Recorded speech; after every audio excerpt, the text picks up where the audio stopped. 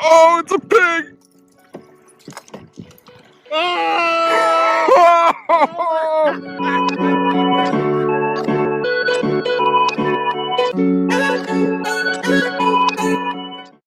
Welcome back to another episode of the Lake Erie Kayak Anglers Podcast, the podcast designed to make you a better angler.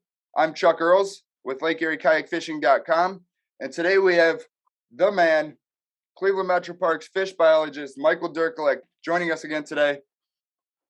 Mike was actually on for episode number 1, and we talked about the fishery, talked about some cool stuff. Definitely go back and check that episode out. But today, for episode 19, we really want to talk about the upcoming Barbie Rod Steelhead Derby that's coming up on April 2nd.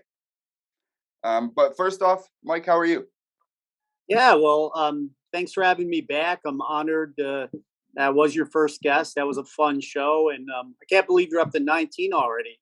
But so looking forward to getting into it.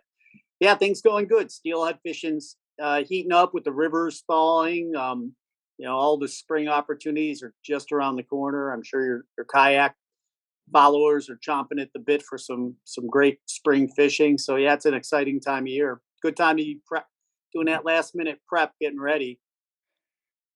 Yeah, that's probably what I'm going to do tomorrow. I have just a couple of changes that I want to do to the kayak. I'm going to add some foot pedal steering to the Torpedo. Every time you say Torpedo, I get hungry thinking like some sort of like spicy Mexican like burrito thing. Sounds like something you get from the gas station. New it, Sheets, come in for the new Torpedo. It kind of does sound like a burrito, Torpedo. Yeah. I guess they both make you move fast, right? Yeah, there you go. Buddy.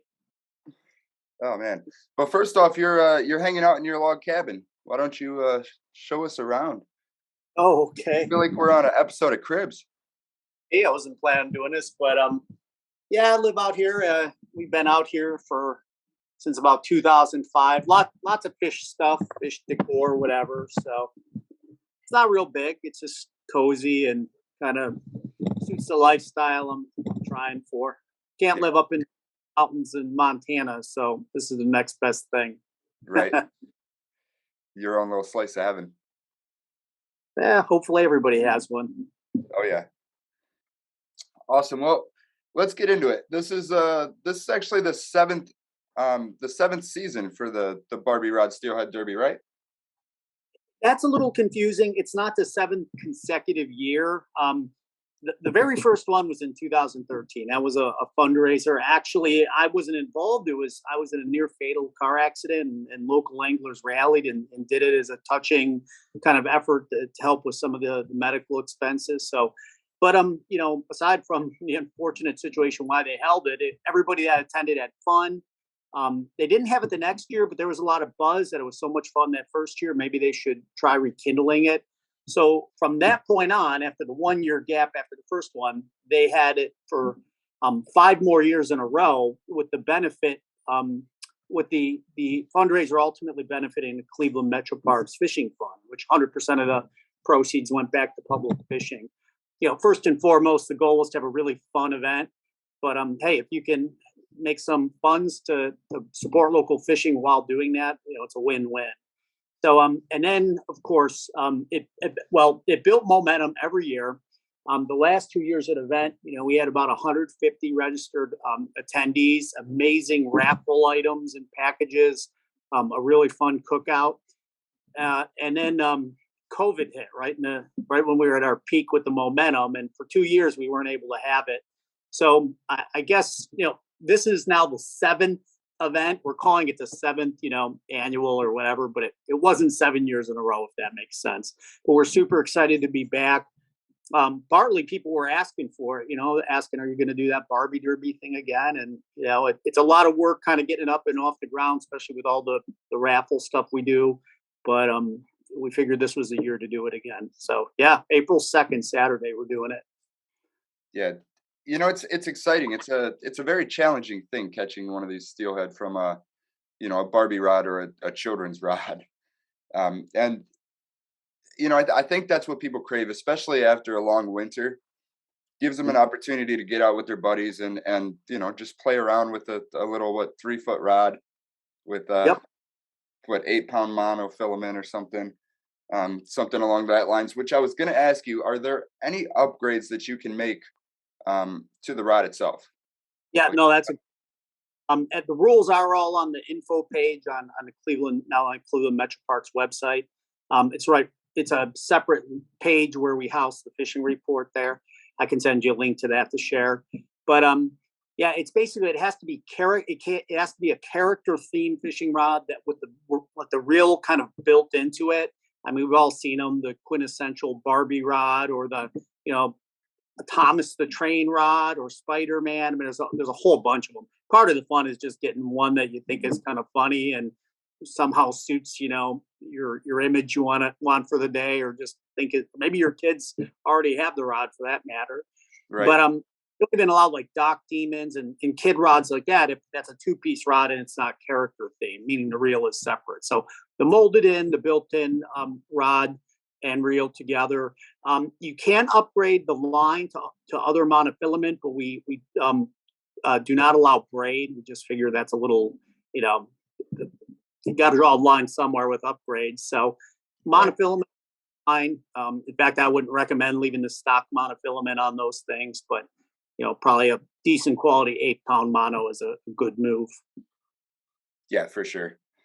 Because I can't imagine the drag on those reels have any backbone on it.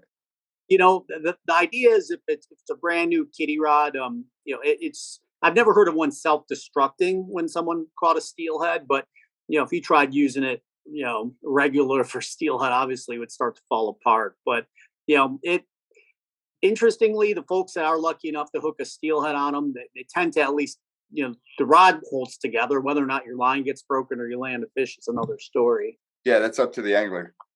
As much as it is kind of funny and there's a lot of luck and it's kind of just a novelty thing, there's still a skill involved. I guess I would probably equate it to ice fishing for steelhead or something. You're fishing with a little short rod, not kind of a slower action like a fiberglass ice fishing rod. And I've ice fished for steelhead, so I've landed some pretty good steelhead and brown trout on 3-foot or even 28-inch rods. So it's possible, but yeah, it's a handful. It's a fun handful. And I'd say, there probably are the folks that attend that are really, aiming to take it pretty serious and try to win the thing. But, the overall theme is, everyone's trying to catch a steelhead, but it's more of a lighthearted fun. There is an entry fee. And again, 100% of the proceeds, it is a fundraiser. But we're going to have an online link for registration up real soon. That's highly recommended just to make things run smoother the morning of the event. It's $30 if you do it that way, but you will be able to register right online the morning of for $35. Registration that day is going to be between 8 and 8:30. So, but people come earlier, have some coffee, meet your friends. It's a good time just kind of hanging out. It's a South Mastic picnic area, which is just south of Puritas Road in the Parkway there. We did change picnic shelters. In the past, it was always held at the Marina area picnic shelter, but the South Mastic one's a little more centrally located in the Rocky River Valley. There's more parking. There's more amenities like electric there for we don't have to worry about a generator for making more coffee or whatever. So that'll be nice.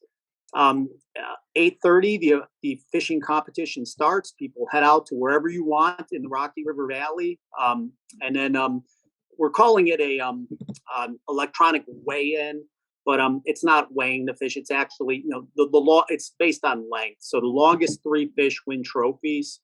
What we do is when you register, you get a unique chip that has your number on it, and it's pretty clear in the rules how you have to take a picture with a tape measure.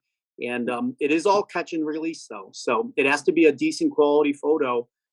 Once, maybe in the past, we had somebody that might have had a contender fish that just took an awful photo where you couldn't quite tell. I mean, we had to give them the best length we could definitively say, which many might have lost an inch or two on that fish and cost them winning the event. So do pay attention to rules and make sure you take your photos of the fish accordingly. But the Fishing competition goes until 2:30. That's the deadline for submitting your catches, and then at that point, the cookout starts at 2, even though the competition goes till 2:30. We reconvene at the picnic shelter. There's all kinds of awesome raffle baskets. At this point, there's at least 10 raffle packages and counting. Each one is a couple $100 value each. They're themed. There's 3 of them that are steelhead gear themed. 2 of them fly fishing themed. 1 each bass and walleye themed. Of course, all kinds of gear, lures, books, tackle packs included in that. And then we have just a general outdoor enthusiast theme one that is like a GoPro and some other outdoorsy stuff just for the general outdoors person. And then like an apparel package, it's mostly clothing, outdoors company clothing. So yeah, it's pretty cool. The raffle is actually being hosted by Ohio Central Basin Steelheaders this year. And the reason for that is Cleveland Metroparks. This is the first year we're actually fully running the event. Mark Warren, a local fisherman who ran it for 5 of the previous 6 years, it actually ran and did a fantastic job. He's still involved, but he's stepping down from that level of responsibility. I mean, he just got married, he's got more responsibilities at work, and he kind of did his tour of duty.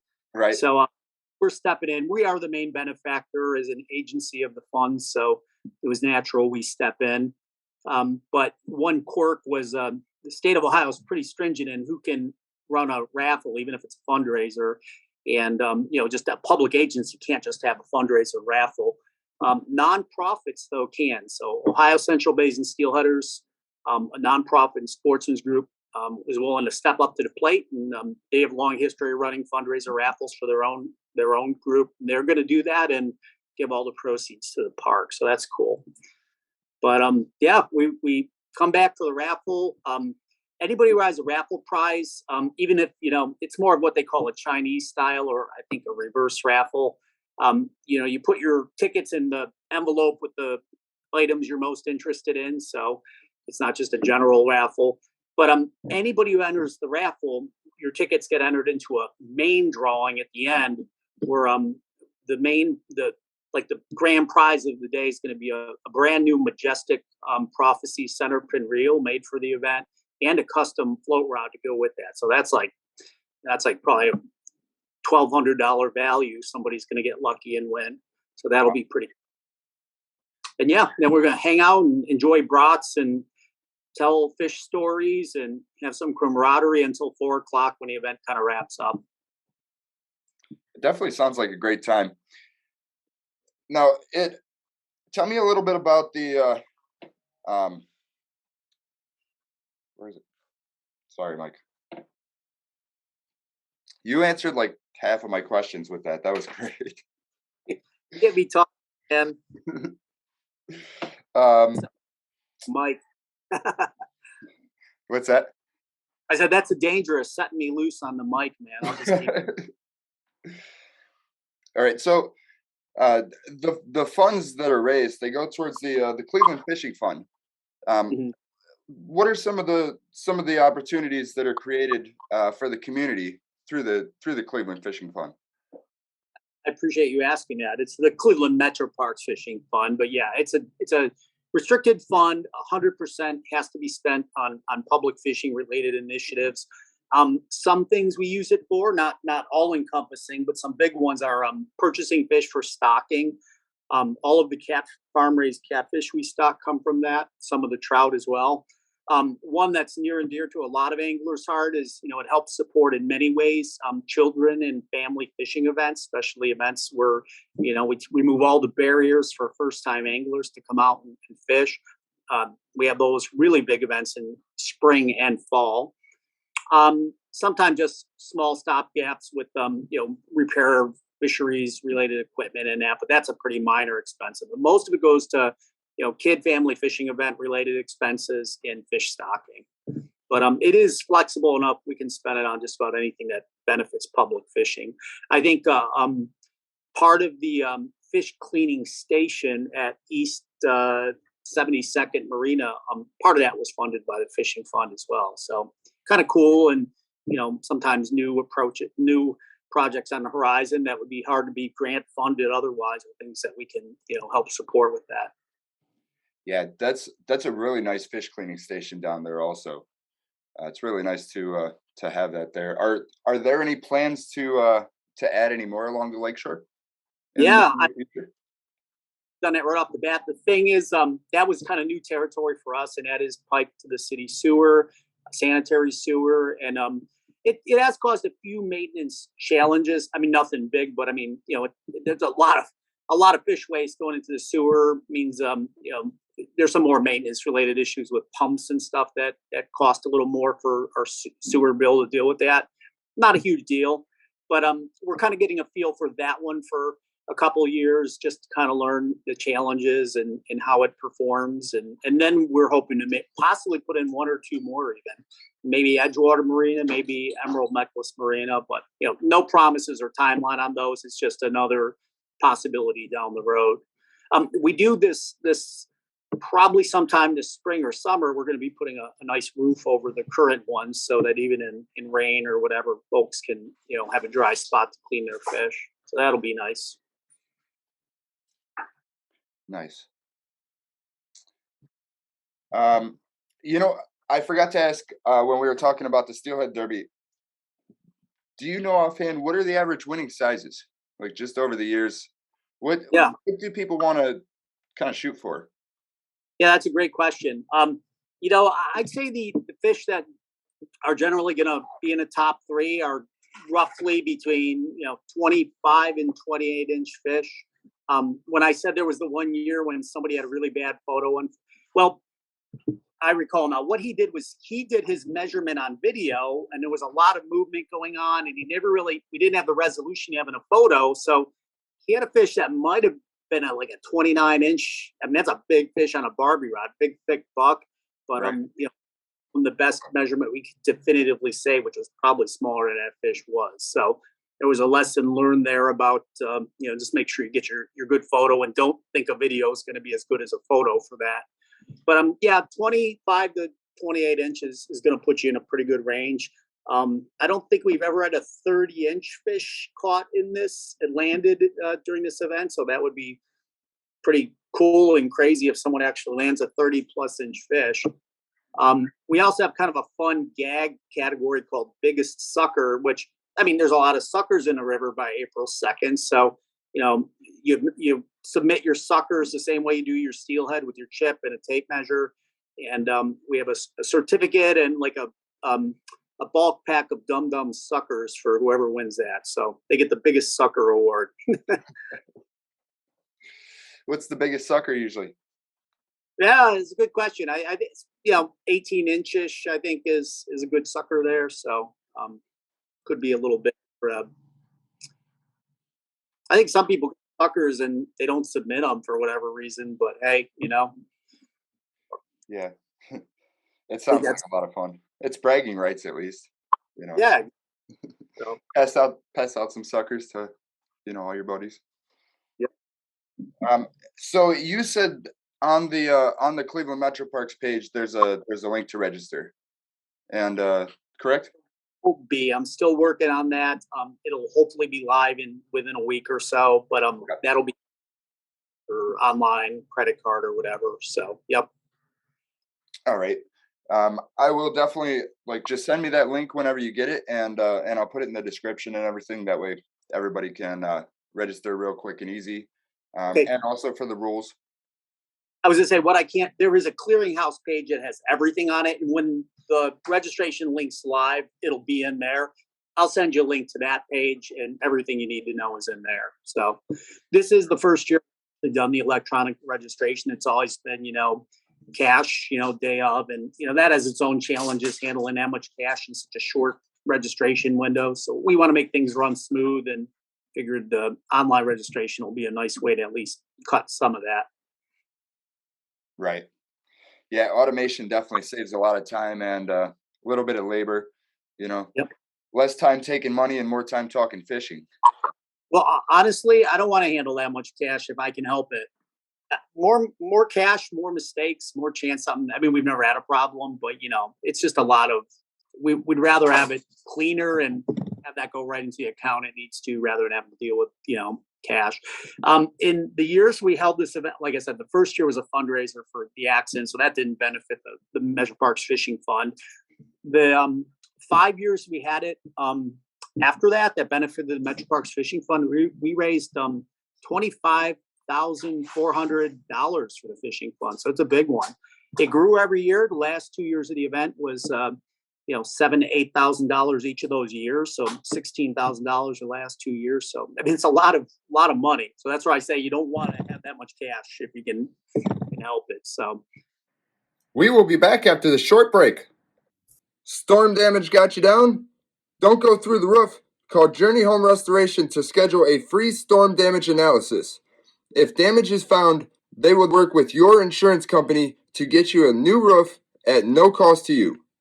Give them a call at 440-454-2020. Don't forget to tell them that Chuck Earls sent you. One other change this year, and again, this is a little bit of the gravitation towards a public agency actually running the show. We're more moving towards having sponsorship levels for it, rather than, the registration fees and all that, and the raffle funds are a huge part of the fundraiser. But if, some company or some, local outfit, or even an individual, we have, 3 different sponsorship levels. $250 is a friend of the event.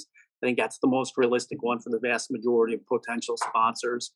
But for folks that really want to be involved, there's a $1,000 supporting sponsor, and there's one single $2,500 opportunity for a presenting sponsor. So, and I actually have somebody who says they're interested, that their business is interested in the presenting sponsorship this year. So, I'll announce that once everything's final, but I'm hopeful and really keeping my fingers crossed that one comes through.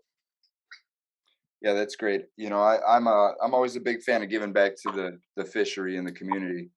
And, this is just it's a great way and a great opportunity to,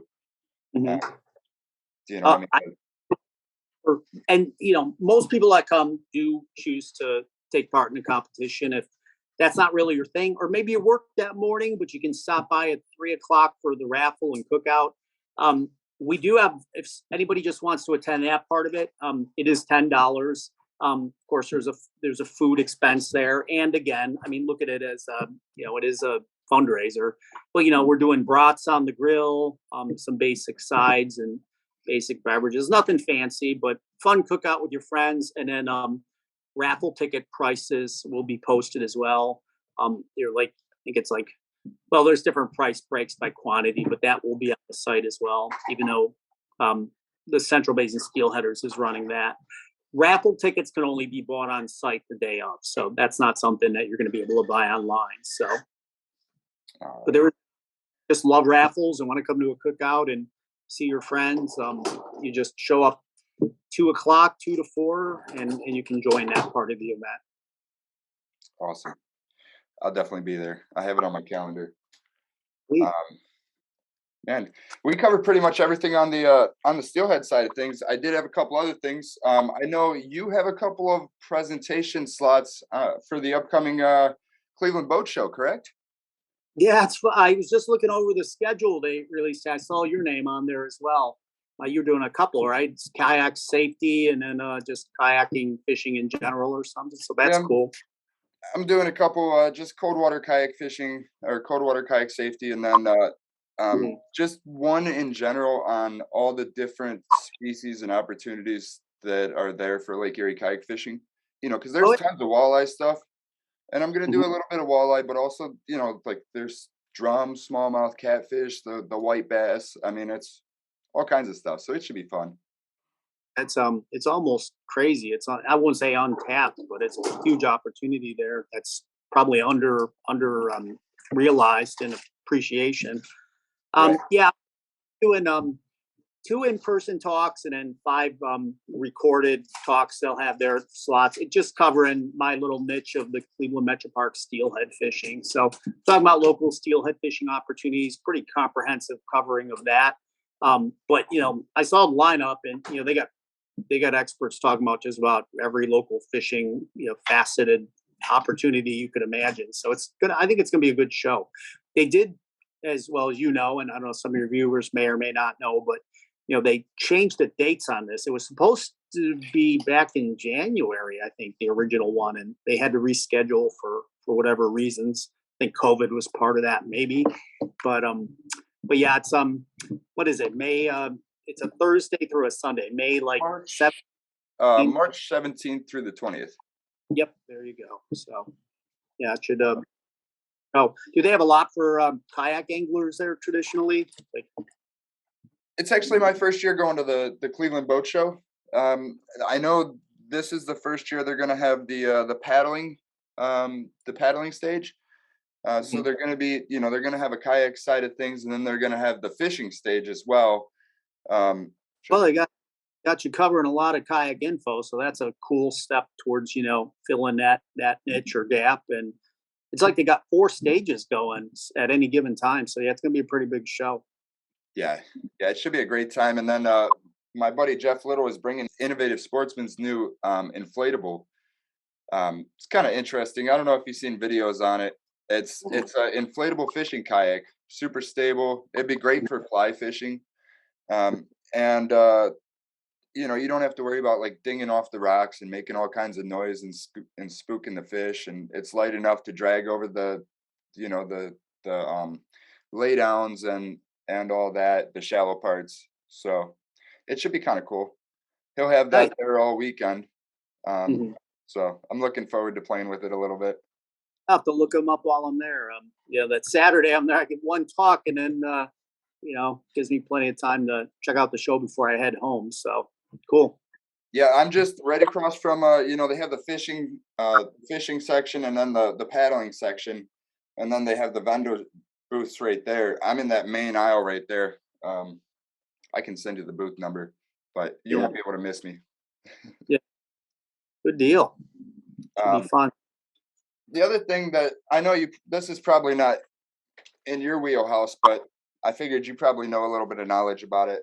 The Avon Lake Power Plant. What can you share about that? I know they're getting ready to close it down and sell the property. I've read a couple of articles, but there's really doesn't seem like there's anything set in stone that I know of. Unfortunately, I'm not up on the latest on that. I mean, I started fishing that myself back in not the 90s, if not, I don't think it was the late 80s. It was a long time ago. It's a great fishing area. But yeah, I know that the general trend has been phasing out a lot of old power plants. Obviously, you see that E72nd went offline, is no longer there a few years ago. Out by Beulah, but yeah, there had been talk about closing the Avon one for years, and I don't know if it was a slow phasing out process or just something that sputtered and stalled and didn't happen. But yeah, I got enough. I heard wind that it is closing, but I unfortunately don't know the details. I would think maybe being right there, Craig Lewis at Erie Outfitters would maybe be up on the latest on that. It's practically in his backyard of his shop, so I would defer to him, thinking he probably should know more than anyone. Right. It would be really nice if they added it to some public access. The Miller Road launch is great. Peak times, if you don't get there at the right time, you're going down the street because the parking lot's full. And when you're a kayak angler, that means 3-4 miles down the lakeshore. Well, you're not fishing where you were going to fish. Yeah, no, that's a good point. Especially for guys that don't have a motor. If they're just pedaling along, you want to kind of figure 2 miles an hour on average. So now the Miller launch and most launches for that matter, how do they treat kayak anglers? Do you pay the same launch fee as anyone else, or do you slip between the cracks? Okay. No, I mean, I'm sure some people probably slip between the cracks. I try to be an example. I always pay my boat fees. I went to pay the Rocky River boat ramp fee, and the terminal's not up yet. Today. You don't have to pay. That's the rule with that. I'm sorry. But I said, the rule is if the terminal's not up, then you don't need the launch pad. That's when the pay kiosk is up, that means then it's up and running. And until then, you don't need to pay a fee. But the annual launch ramp pass is available online for Cleveland Metroparks. And as a tip to anybody who launches, just so you're aware, if you buy the day of point of sale launch ramp fee anywhere in Cleveland Metroparks, and the launch ramps, the launch fees all count. An annual pass is for all of our launches. So if you save your receipts for each individual, point of sale launch you do, you can actually go in and put those, equal value towards the cost of the annual ramp fee, which is $30, I think, this year. So that's kind of nice. At least, even if you get caught off guard and don't have, the annual, pass and you have to pay for a day, at least that money can go towards the annual pass. But we're a unique situation with kayakers because the way our rule for our launch ramps are written is trailered motorized watercraft need a launch pass. Right. A lot of trailered, and a lot of them are not motorized. I'm guessing you're one of those guys that possibly falls through the cracks that has a trailered motorized kayak. So at least by definition, you would need the launch pass in your case. But just to clarify, hopefully a little bit of muddy waters there. Yeah, generally I tell my clients, if they have a trailer or a motor on their kayak, just pay the launch fee, or once in a while I just kind of take care of it. But like the Miller Road one, I buy the annual, and last year I didn't buy the annual for the Metroparks one, but I probably could have a couple of times, but that was my own fault because I didn't take the time to come up and exchange it in for the annual. And I look at it like this: the more money that goes into the fishery, it's a couple of bucks. Well, I was going to say, in our case, I don't know about the Miller launch ramp, but the Cleveland Metroparks one, 100% of those funds goes back into a fund for lakefront improvements. Maybe not just launch ramp improvements, but that money is going back to improve things along the lakefront. So it is a way of just kind of generating some revenue to do projects and improve things for folks. So hopefully that makes people feel better. Yeah, it's an amazing fishery. It's important to give back and keep it world class.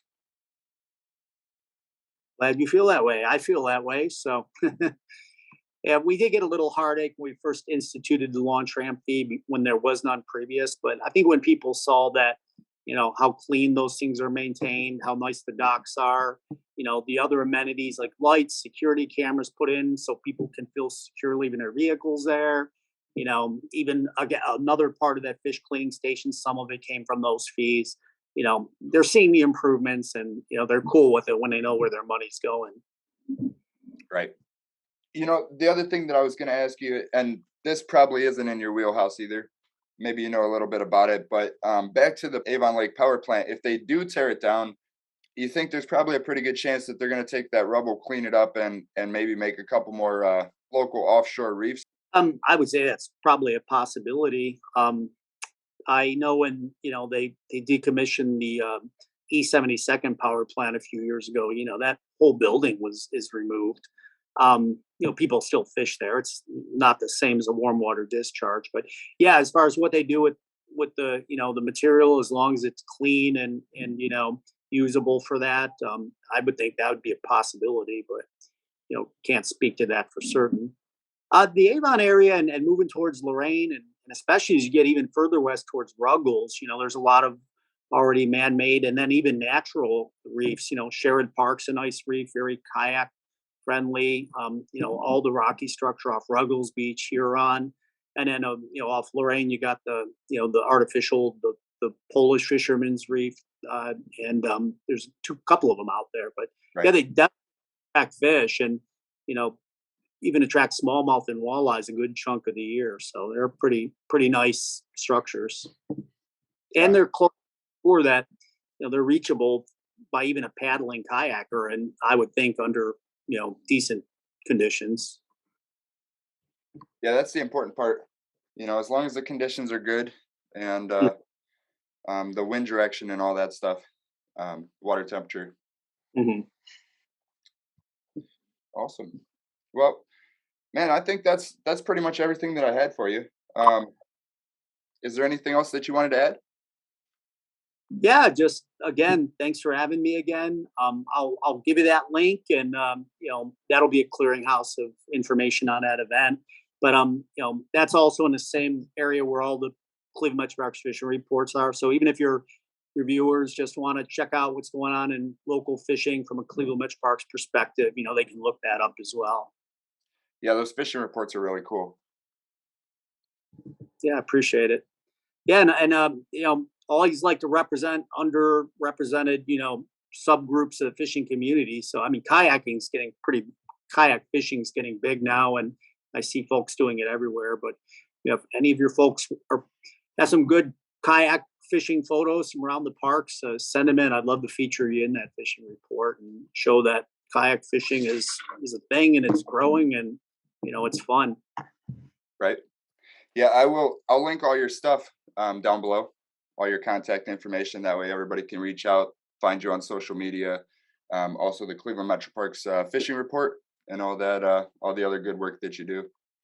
Yeah, very good. Well, thanks, Chuck. And I'm always reachable if anyone has questions, fisheries related. Well, you asked a couple I didn't have definitive answers. I don't know.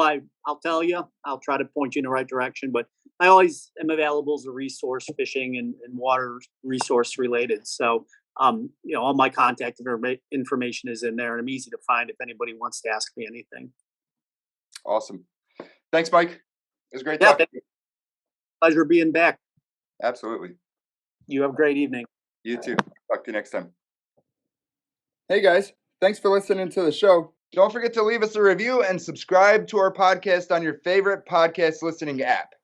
We will see you on the next episode. And remember, for me, fishing is life.